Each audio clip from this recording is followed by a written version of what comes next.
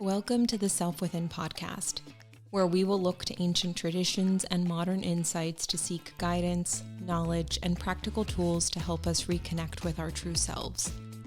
Join me, your host, as we explore various topics from mindfulness and meditation to energy healing, astrology, and much more.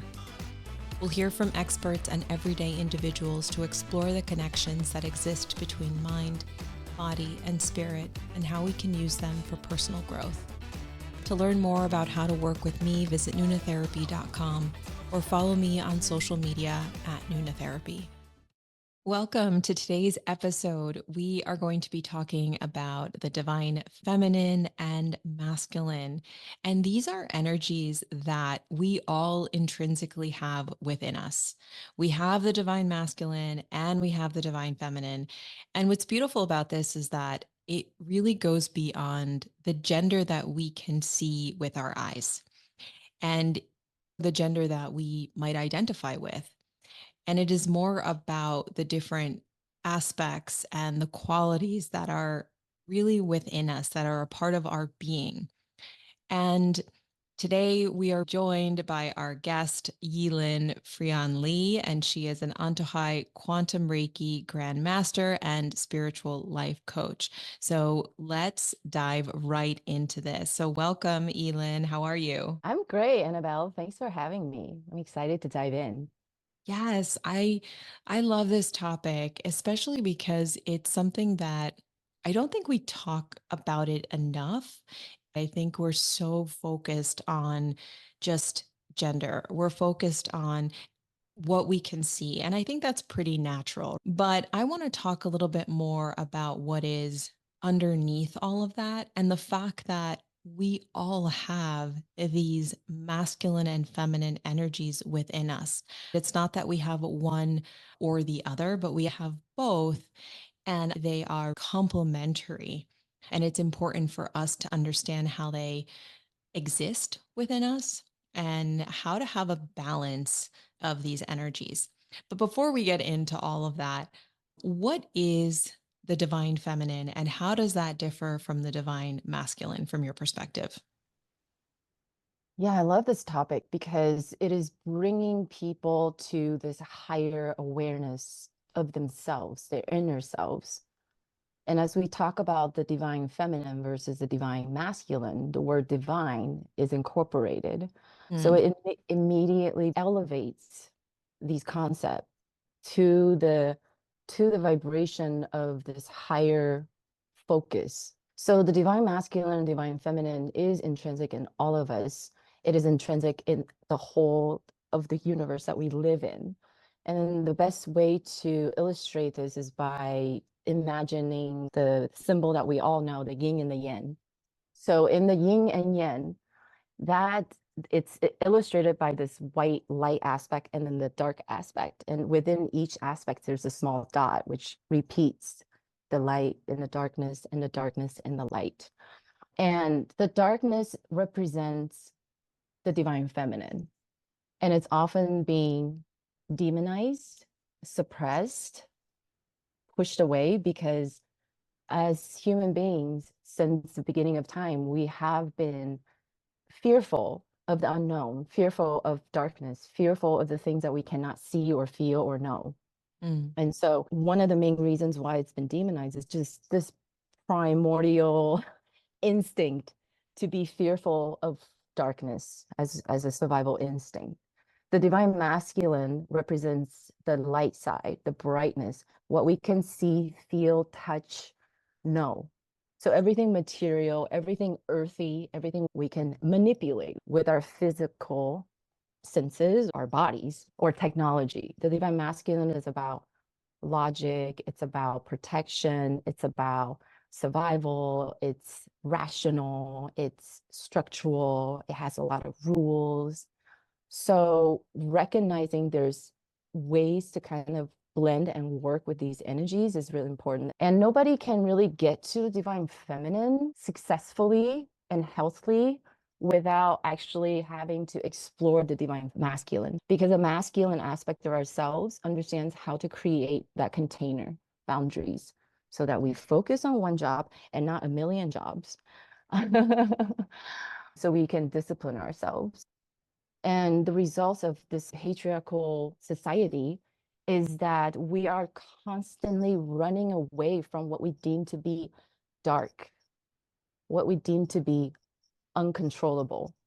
And that includes mostly the intuition, the emotion, the faith, the senses that we have that kind of gives us foresight into what might happen. We all have this ability to almost predict the future.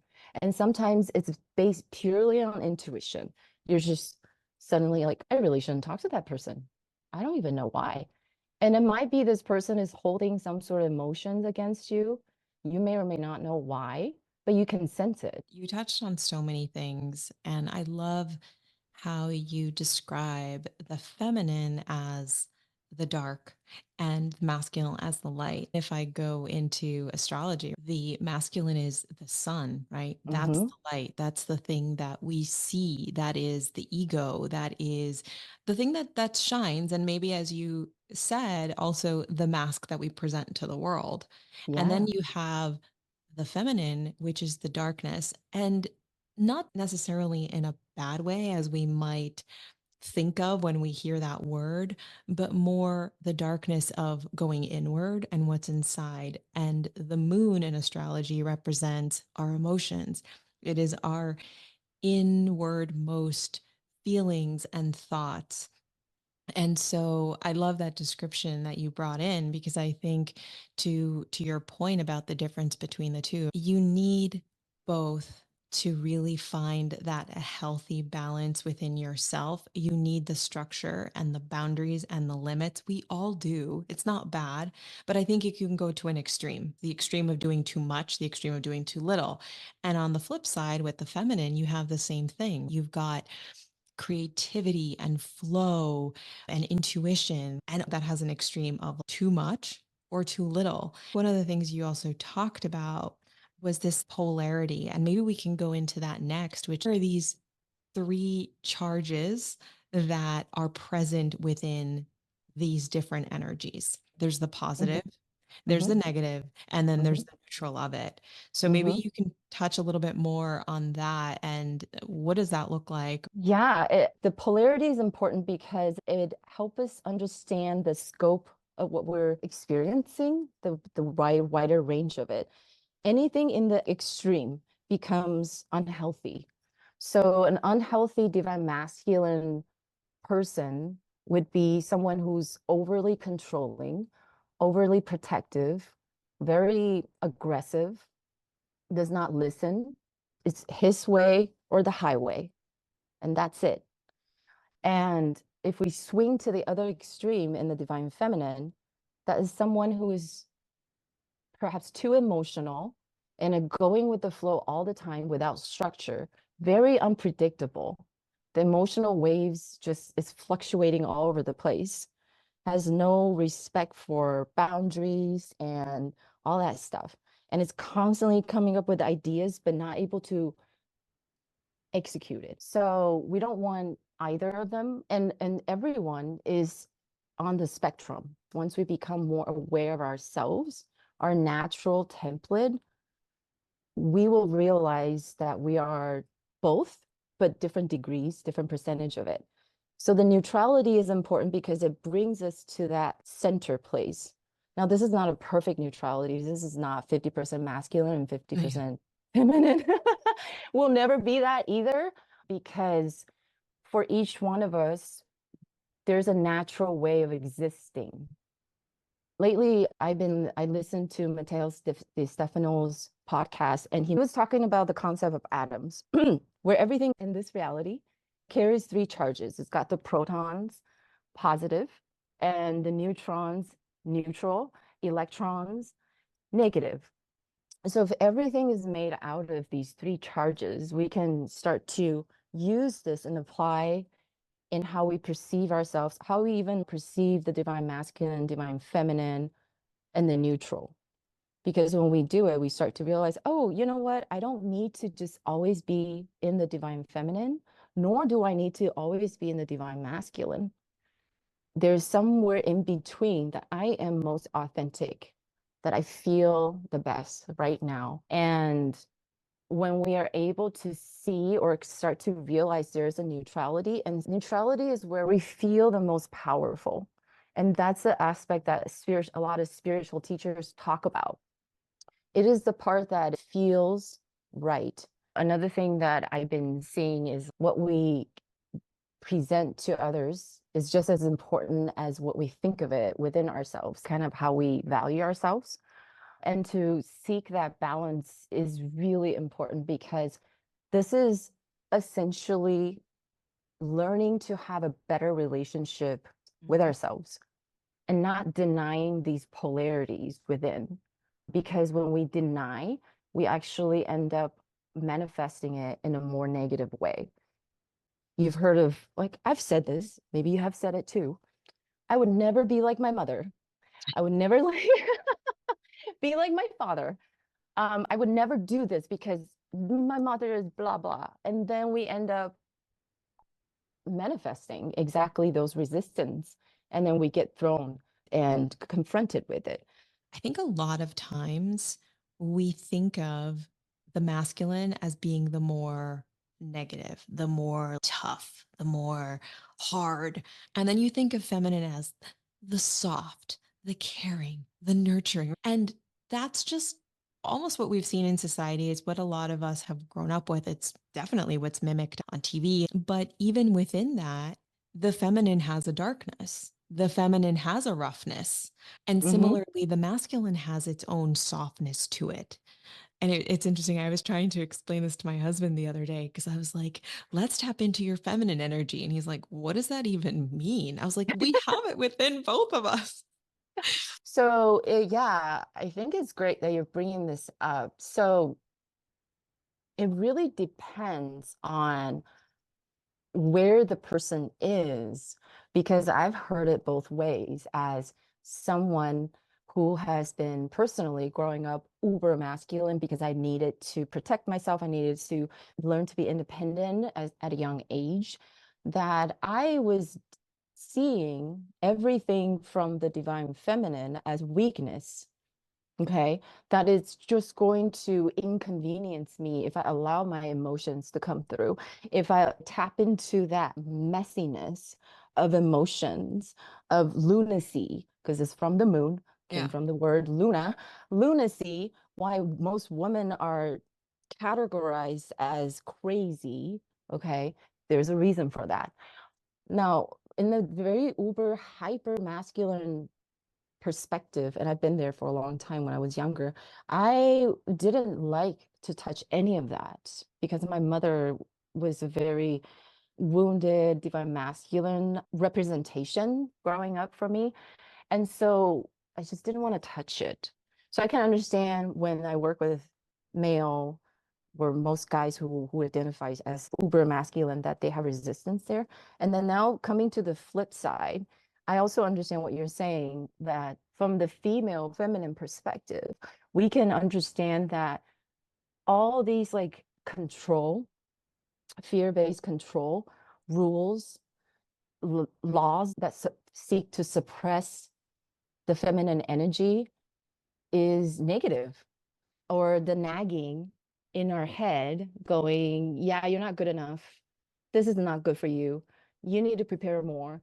You're not worthy. And in those moments, the divine masculine becomes negative. So it's how we perceive it in the greater realities, in everything, really. Everything could potentially be neutral. We are the ones making it positive or negative when it comes to personal kind of awareness and perspectives. Because I can look at everything and be like, oh, where's the positive and the negative from this person's perspective? And then where's the positive and negative from the other person's perspective? And there's bound to be that neutrality that arises when we are more neutral in looking at things and even examining our thoughts. Like, oh, you're not worthy to go to that retreat, or you're not worthy to be a leader. I'm like, okay, you know what? Probably right. You are probably right. My masculine thoughts, because guess what? This is like the first time I have done this kind of stuff. So you're probably right. I'm quote unquote not worthy yet because this is my first time, or maybe this is only like my third time. So yeah, that voice, it is helpful because it almost put us in our place a little bit. It checks our ego so that we don't go into this like super feminine, anything goes, and then we forget to hunker down and do the work that is required to prepare for something big, right? And then the divine feminine might be like, you are always loved and everything is okay and everything is good. And you might hear or feel that kind of stuff in moments where you're just least expected. And you might, people might reject it in those moments, like, psh, whatever, you don't know what you're talking about. But in a way, it is true too, like that voice, even if it's irrational, because if a voice like that comes in, you can look around and go, you know what? I am loved. I have friends or I have pets, I have a company or I have family, and they're still here, even though I'm struggling. Yeah, okay, I am loved. So that neutrality exists in everything. It's just how we choose to perceive things. And if we remember there's neutrality in everything, then we'll seek it out. We'll seek to understand it. We'll seek to find it. And then we'll seek to go, okay, the negative is okay because it creates a tension with the positive. And then it gives us this perspective that, oh, probably should take care of some business because my ego is like, you're not worthy. Watch yourself. But then we don't want to get too much into just planning and doing and not and forgetting to take care of ourselves. Because sometimes I've been there where I study so hard for a test, I fried my brain and I ended up failing the test because I was so harsh and hard on myself. And I solely believe that if I just crammed and worked hard and just keep pushing myself, I would be successful. Now, in that case, I pushed it too far. I didn't give myself enough breaks. I didn't take care of my body. I didn't just allow myself to go within. I was focusing on external.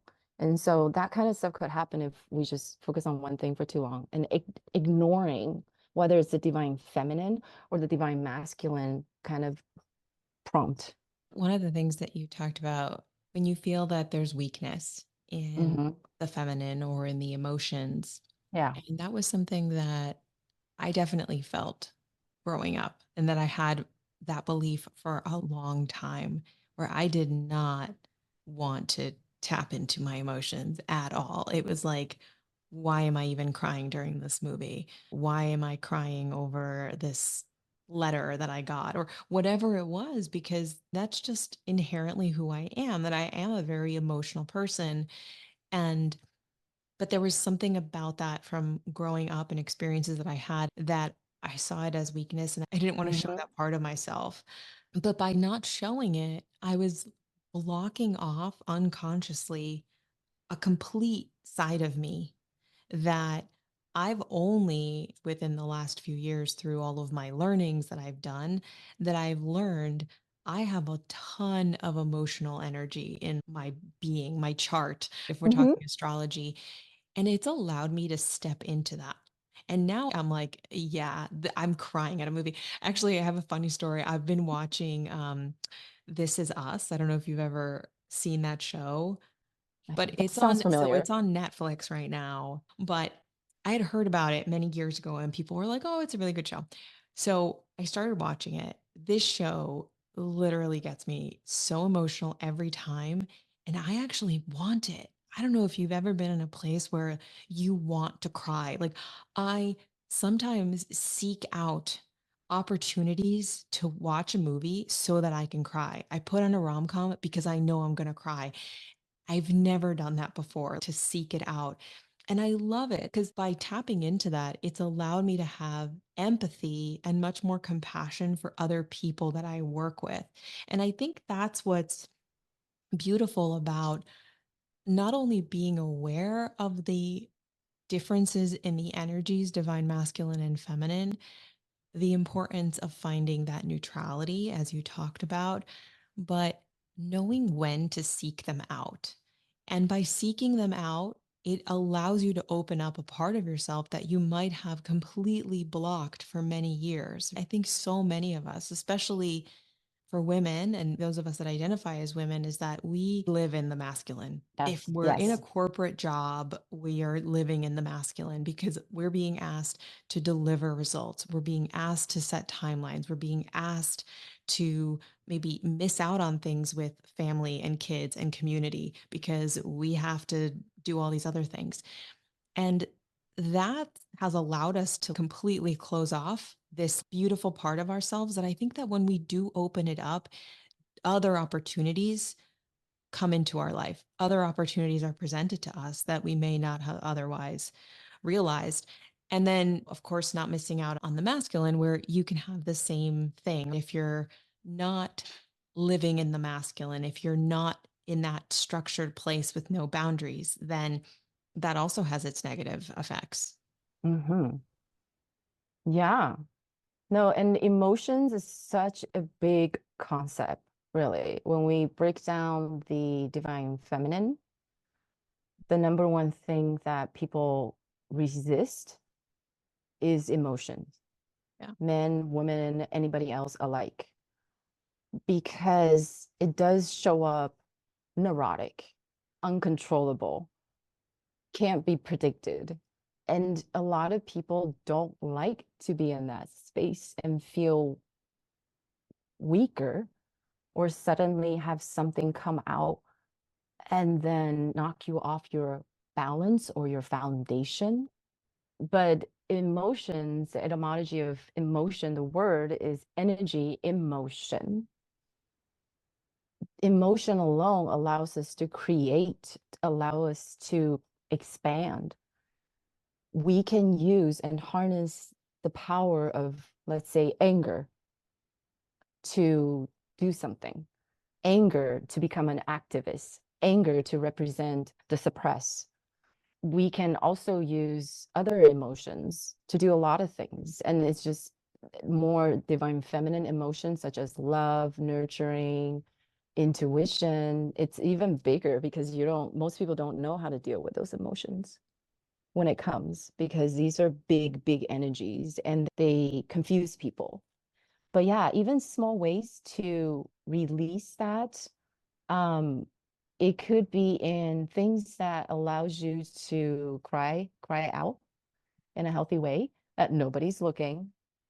And it could be ways that you find joy and playfulness, um, with your kids, with your dogs, with other people's kids, or something like that, to just be creative. Because at the highest level, the divine feminine is meant to bring in this prophetic creative energy within all of us when we embrace it in different ways, when we trust that there's more to all of us than what's on the surface.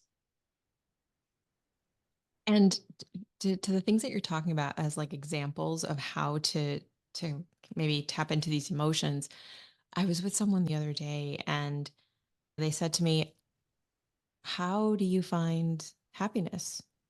Mhm. And that made me realize like a lot of times the things that we found joy in, we have not allowed ourselves Mm. the opportunity to do it because of we created all these excuses. There's no time. It's useless. I need to focus on other things. And the list is endless. But the one thing I like to say is think back to the thing that you loved doing when you were a kid. I mean, Mhm. it sounds so silly. Okay, you're an adult now. Am I going to go back to my childhood?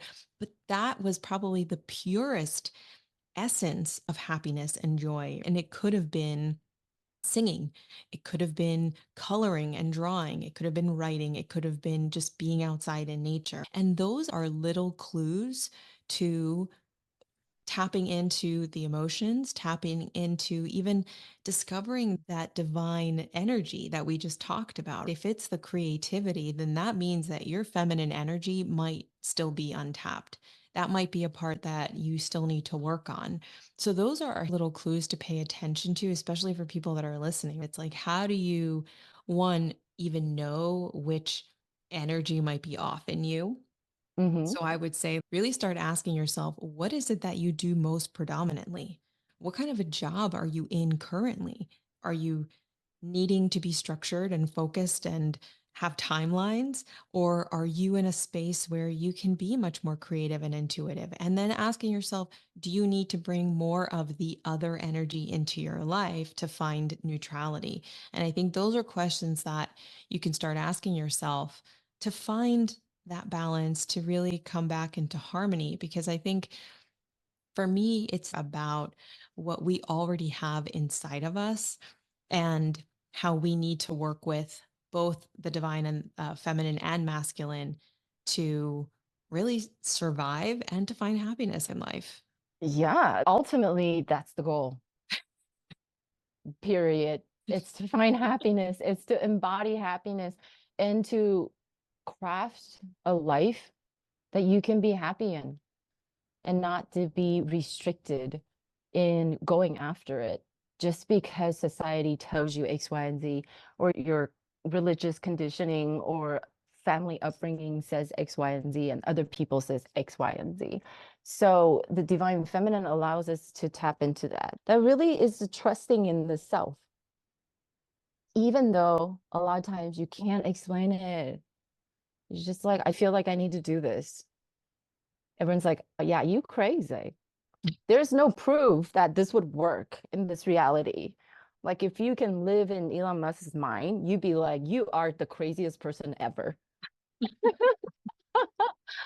What makes you think blah? But the divine feminine, when it's more embodied, doesn't care about that. She trusts the aspect of you that knows and feels into what is authentically what you want to go after. And that's going to give you happiness. That's going to give you fulfillment. That's going to make you feel not just able to cultivate your own happiness in this reality, but also to give happiness to other people, to the community. So yeah, it's a big thing. To me, if you learn to listen to yourself and to trust yourself more, those voices that don't make sense, but it feels so right. And that you explore a little bit, like how you mentioned, go back and think about your inner child, like your little kid. What did he enjoy? And bring it back again, even if it doesn't make sense. But it feels good when you revisit those memories, like, oh my gosh, yes. Crayons, that was my first love. Okay, I'm gonna do it again. It could be so silly and it seems unimportant and it seems unproductive and it seems not going to make you any money, but who cares? We're trying to tap into more of the essence of ourselves that's been buried and suppressed because of all the societal rules, right? That's the aspect that's hardest to bring out. But once someone is more embodied in that divine feminine energy, you have this confidence, the softness that everything will be okay. And I trust in my intuition. I trust in my passion. The divine feminine is really in the heart. It's in the heart chakra. And the divine masculine is more in the brain. And so that brain and heart cohesion is really necessary. If we deny our heart, we are just gonna work ourselves to death and never have happiness. And I've been there too, where I manifested everything that I thought I wanted, but I didn't have my heart. I didn't understand. I needed to give myself this element of heart cohesion where I can fully tap into my energy around emotions and understand my intuition and understand how to connect with things beyond what we can see. Anything that's visionary is yet to be manifested, right? Anything that's forward thinking or hyper creative, that is unmanifested. It first exists as a thought, as an idea in everybody. It's our choice whether or not we want to bring it into this material world. And that takes a lot of effort to trust in the process, to trust in your vision. If you don't trust in your vision, you can't manifest it. If Elon Musk didn't trust in his vision, he wouldn't be who he is today. Yeah. So that's another thing that I came just preparing for this podcast is like the shadows of the divine masculine versus the divine feminine.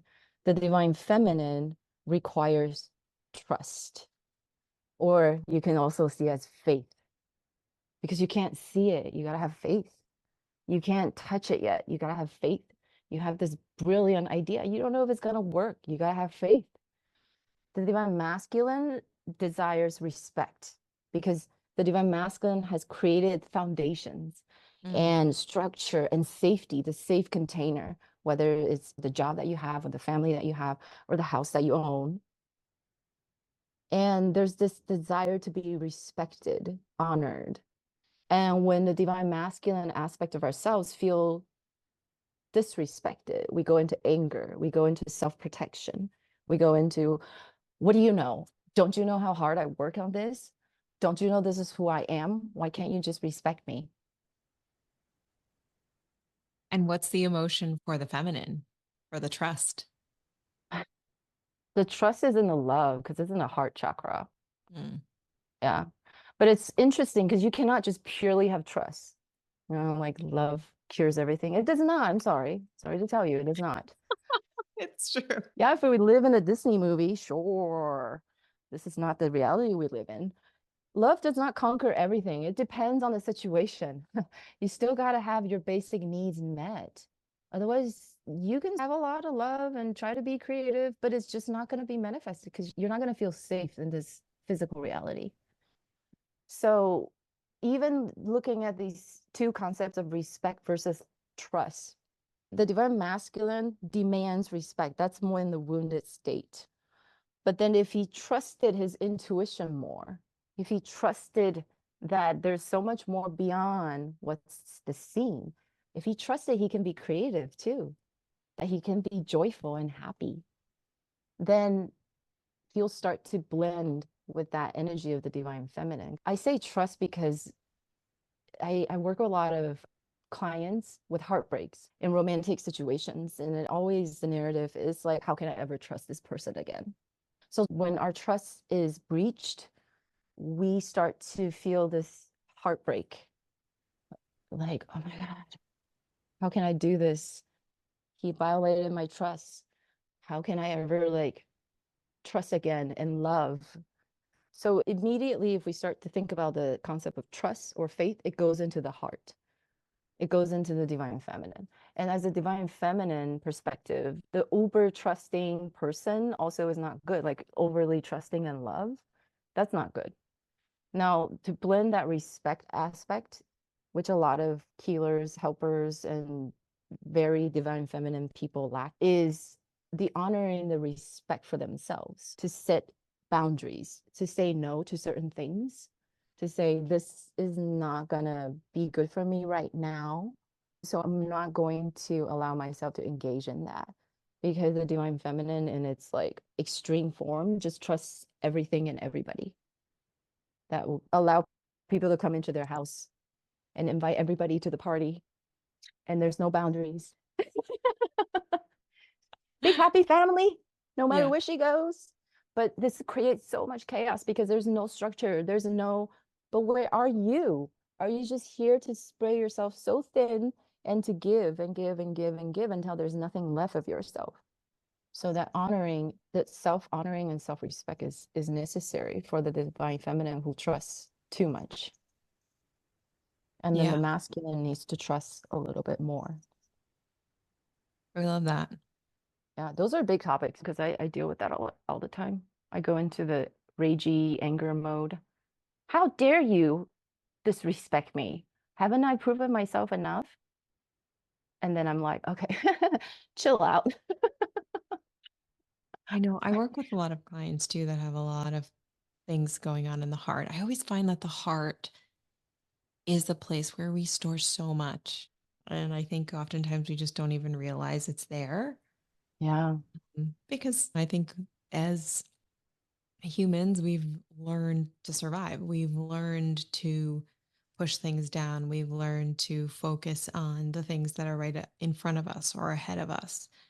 Yeah, no, it's a huge chakra in our body. Actually, when we go into the heart chakra, it opens up possibilities of higher connection with our own soul. So, like our soul purpose, our higher purpose, that kind of concept.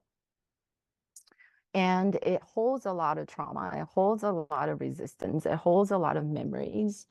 So, initially, when people start to get into understanding their heart and the emotions, they're confronted usually with like trauma of the past, how they've been misguided, abused, taken advantage of, and all of that stuff.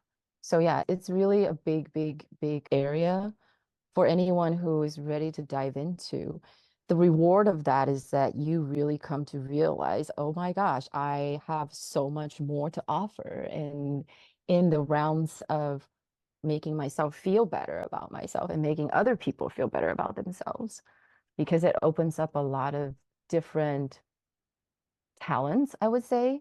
If we just limit ourselves to doing everything that's predictable, that can be calculated, like you mentioned earlier, we lack empathy. And how do we connect with ourselves first and other people? We don't have empathy. And all of that is locked in into our hearts and with emotions. So this talk is letting people understand like it's to prevent you from feeling isolated and alone and nobody cares, because the divine masculine taking it to the extreme, that's what will manifest. That even if you have help, you're like, it doesn't really freaking matter because I'm the one who does it best. And so, sure, I have employees or sure, I have friends, but they can't do what I can do. So, therefore, I'm not going to trust that they can do a better job than I can. Right, But if, right. right? Oh, If that's a I'm common being one. That's a common one. calculated, I'm calculating the effectiveness of every single person around me. I would say I'm the best. I think those are two great things that you pointed out, though. And these are great things that we can identify within ourselves. We know whether we have trust or no trust at all, to that example that you just shared. Mhm. You're doing something for work and you're like, or at home, it could be cooking, it could be cleaning, it could be whatever. And it's like, I don't trust that person's going to do it as good as I can. Right. Yes. And then on the other side, the respect thing. Do you Yeah. feel that you are being disrespected? Which Yeah. sometimes I totally feel that with my kids. Yes. Like, where's Or the respect? dogs. Yeah, exactly. It's like, where's the respect? But I never thought about it that way in terms of like one being the masculine energy and feminine energy. But I love knowing that because I could very much see myself on a day to day knowing when those emotions or feelings come up, saying to myself, okay, I might need to let the trust happen. I might Mhm. need to ask for more respect in this situation. Yeah. And that's a great gauge of knowing where you are on any given day. And I think we talked about this a little bit earlier on. What you said before, there's never going to be a 50-50 balance. I mean, that's just, you might have that on one day. You might have a great day where you're just 50-50 on both. And, but this changes literally day by day, could be within hours, based Mhm. on a particular event that happens that spikes one energy versus the other. But it's really a journey, is the best way I can describe it, a journey of knowing yourself so much better.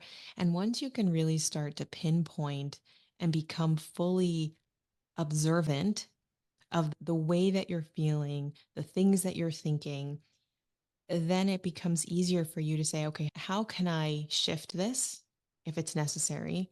How can I bring in more feminine energy, Mhm. masculine energy?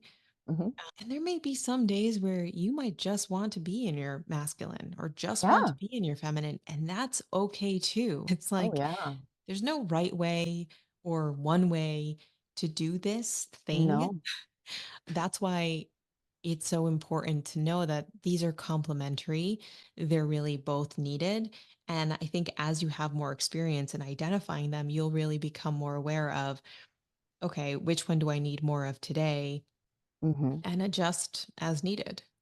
Yeah, for sure. It's a moving target. Yes. It is just about being able to take a moment, feel the emotions, look at the situation, assess the situation from the divine masculine perspective, and then feel into it and then allow yourself to just understand, oh, okay, there's got to be, it's okay to surrender and accept all the feelings that I have and even weird thoughts that comes through our minds. It's okay to have these. And some of them have more wisdom than others. Okay, divine feminine is about wisdom because they're just purely channeling something higher. It's the intuition. So, we want wisdom all the time, if possible. And the more we lean into that frequency of the divine feminine, which is more fixated on intuition, bringing that like inner confidence, that inner knowing that I just have this essence and I know it and I am it. The more we lean into it, the more creative we become, the more powerful we become, the more whole and complete we become. And as we become more whole and complete, we are happier. Because if you're always feeling there's something lacking, or if you're feeling like you're doing it alone all the time,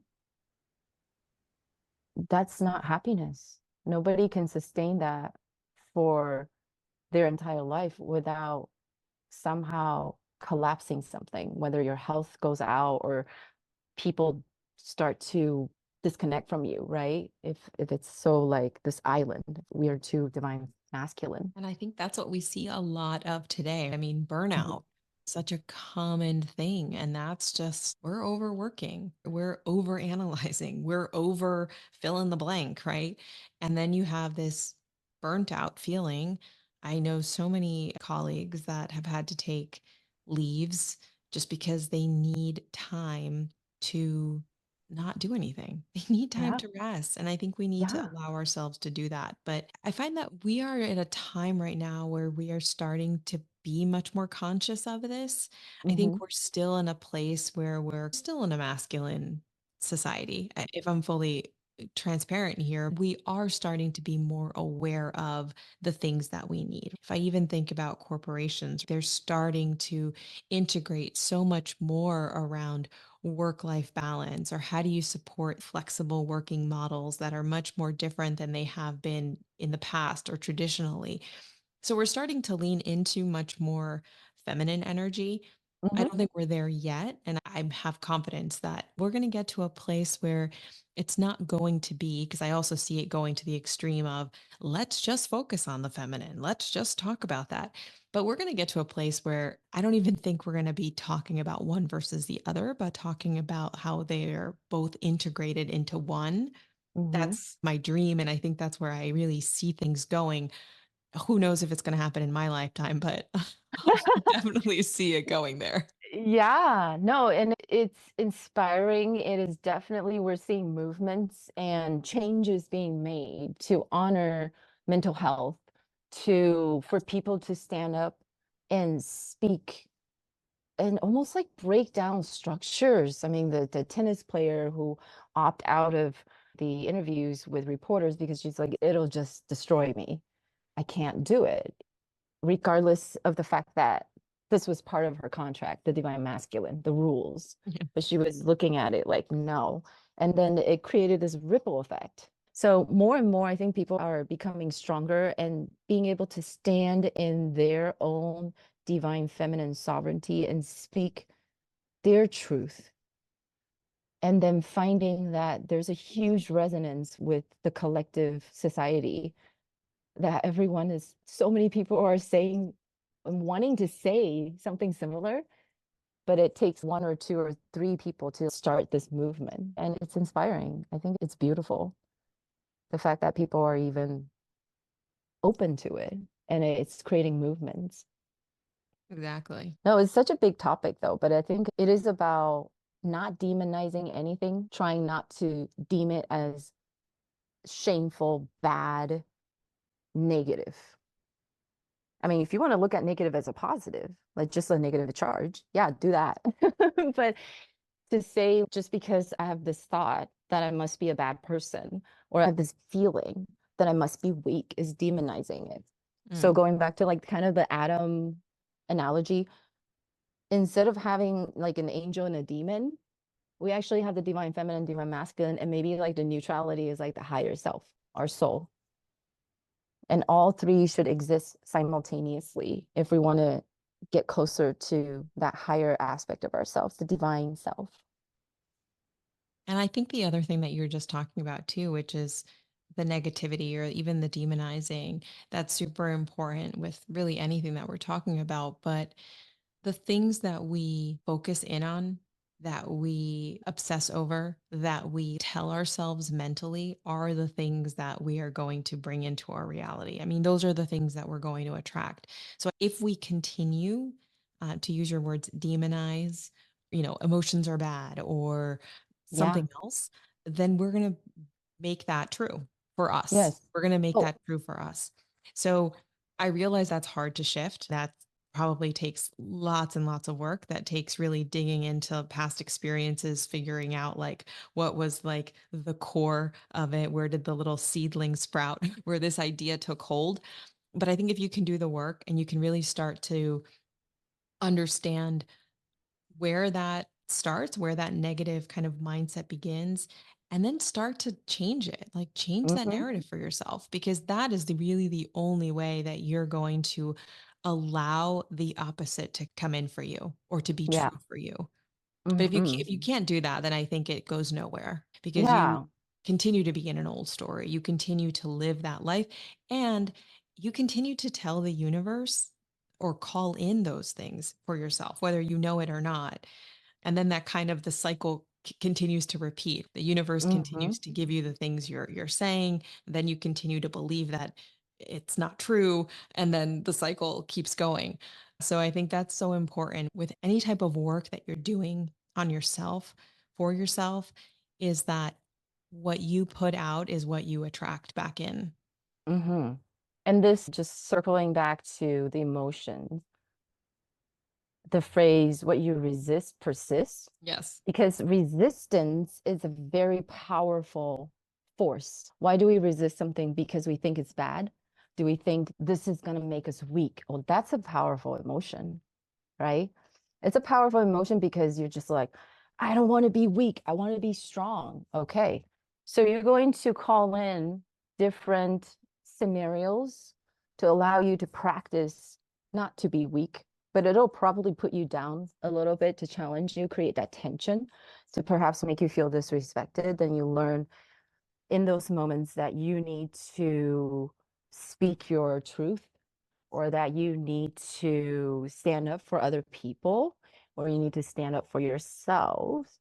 So in that ways, people, when they have a very strong emotion, whether it's hatred or love or resistance, they are calling in the life experiences that's going to help them create that tension so they have an opportunity to learn and transcend it.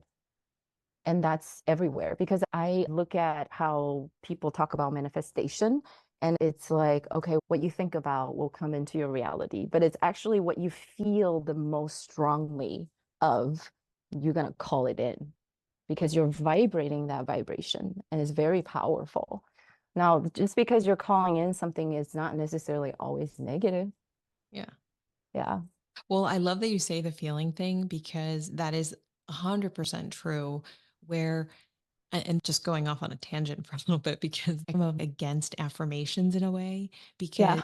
so much of what you see online around affirmations, it's like repeat this mantra 1,000 times Right. and you'll see your life change. And I would say yes, and because affirmations are great, mantras are great, but if you don't fully believe it, if that Mm-hmm. emotion is not present within you, it is not going to work.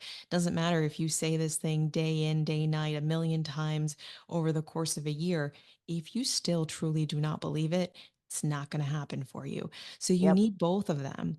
And I think it's important to first address the emotion Yeah. and really start believing in it. And then you can tell yourself the affirmation. And then the affirmation just helps to solidify what it is that you're already believing. And then you're starting to verbalize it out into the world.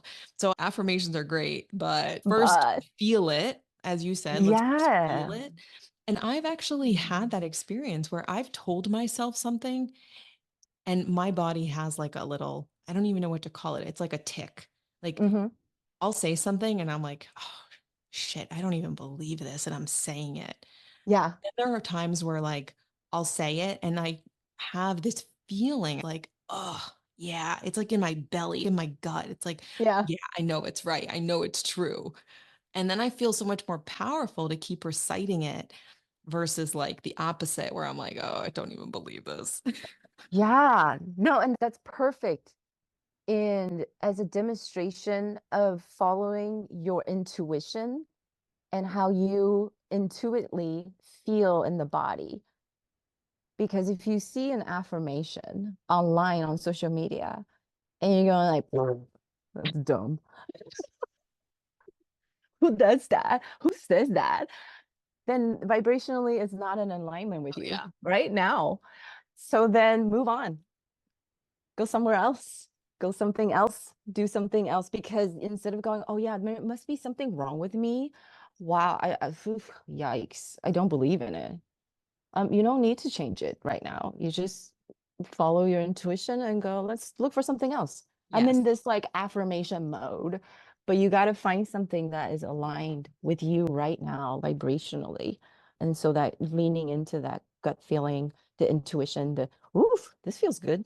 Yeah, I think I can do it. Because we don't want to do anything that forces us to make this huge leap. Then we're setting ourselves for failure in a way. If you don't feel it in the body, then move on. Next. Yeah. As Mhm. Ariana Grande says, thank you. Next.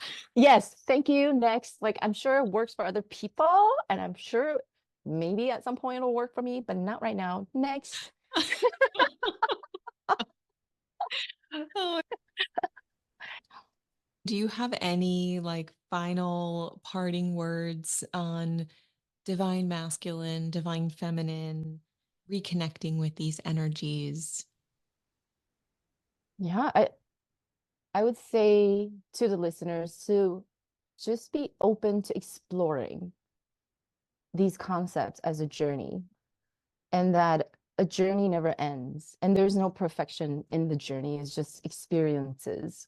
And as you become more able to see more broadly and experience different emotions, you're going to find that there's so much power in every single emotion, so much power to build yourself up, and so much power to connect with people in the greater environment from a perception of not just I gotta do things, but no, I embody these wisdom, energies, even like virtues as I am.